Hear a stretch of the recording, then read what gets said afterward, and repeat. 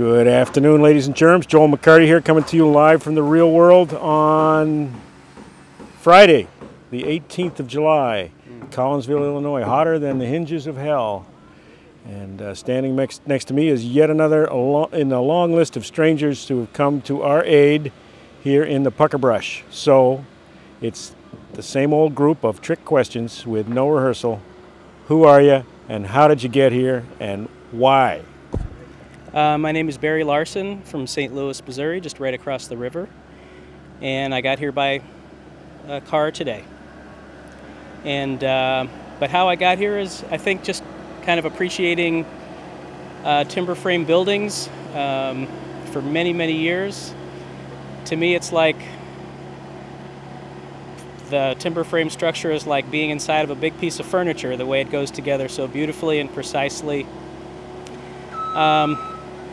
A few years ago, I helped with a little bit at the dairy barn in Plymouth, Vermont at Farm and Wilderness, and fell in love with the whole process of teamwork that goes on and the sense of community that goes on around these buildings. There is a real sense of purpose that I don't think you find generally in everyday life. Huh. A sense of purpose. What does that look like? What does it How look can you like? tell? Well, everybody's so nice, and everybody's so happy everybody? to be. Everybody is nice enough, and you can be kind of a rascal sometimes, but you're all right too.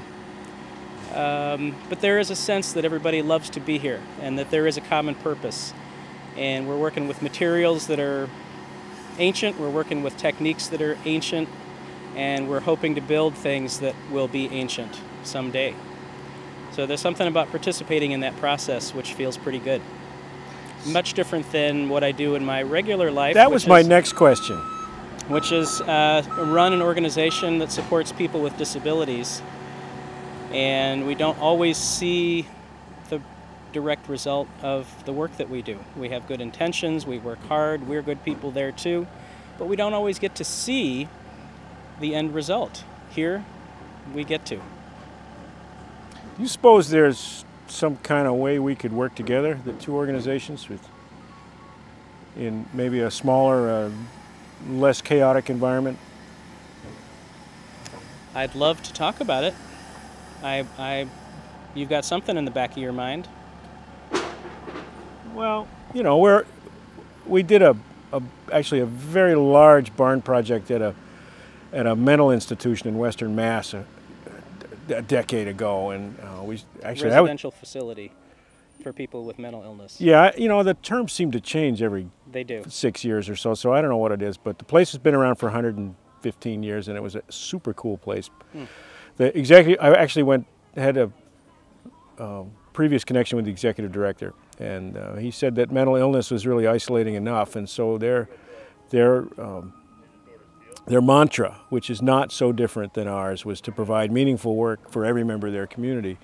And not made-up work, not making leather wallets to sell at the truck stop, but right. You know, they were feeding themselves, and they had a restaurant that they were running and stuff. And I was really impressed with the way we integrated with their community, somewhat jokingly, but I think everybody has a sort of poorly articulated and embarrassing fear of mental illness.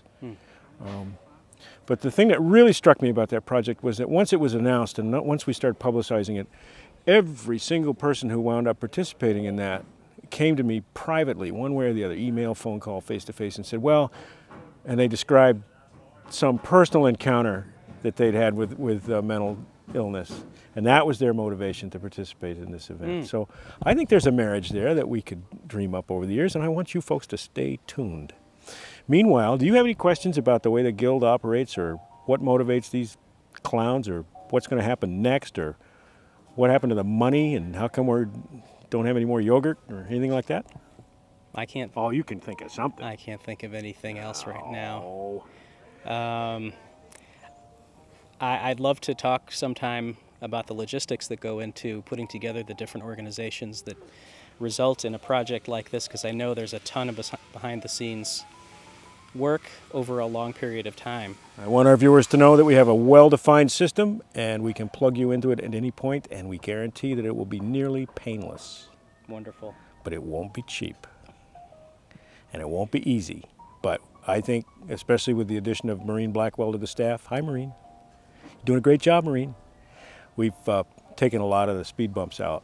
And we're getting better at describing what we do, and much better at describing what we expect from our partners. So where there's a will, there's a way. And it'll happen. You know, it's widely variable. No two of these are the same.